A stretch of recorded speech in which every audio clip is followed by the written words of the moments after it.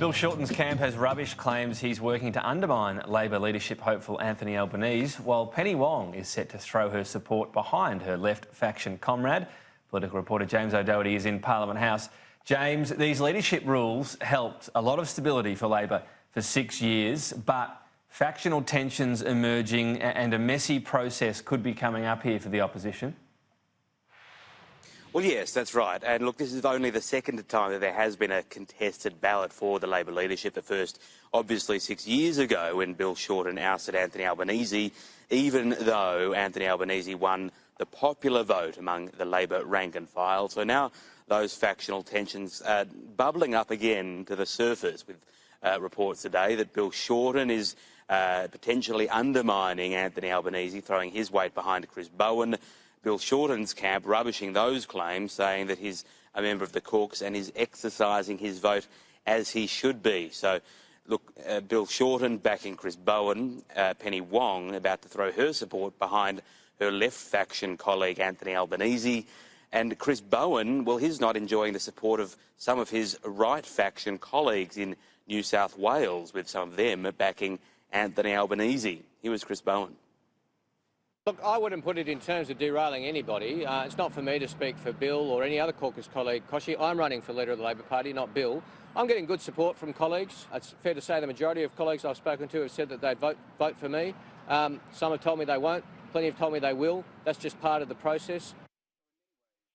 So in many ways, this contest is playing out as you would expect, with the two contenders so far, Anthony Albanese and Chris Bowen, battling it out on potential policy ideas and how they want to see the party. But there is also this undercurrent of the factional fight within the party about exactly who the caucus and then the rank and file will be backing, Tom.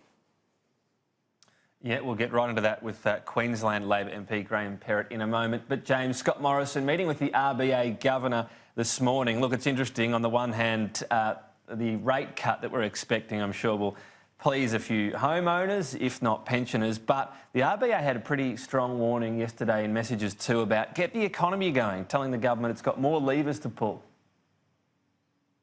Yeah, saying that monetary policy might not be sufficient to get the economy going if the unemployment and employment rate doesn't pick up sufficiently. The RBA governor yesterday saying that the government has more levers to pull in terms of investing in infrastructure that would grow job creation, and also suggesting that the government could be doing more if the economy doesn't start to pick up. And, as you say, flagging in the clearest possible terms now the fact that the RBA will be considering a rate cut when it meets again in June. So Scott Morrison today meeting with the RBA governor and his treasurer and the Treasury Secretary in Sydney, as Scott Morrison prepares to get really back to work and get those policies and machinery of government moving again, with some warnings from the RBA governor that the government might need to do a bit more to kick along the economy if things don't start to pick up.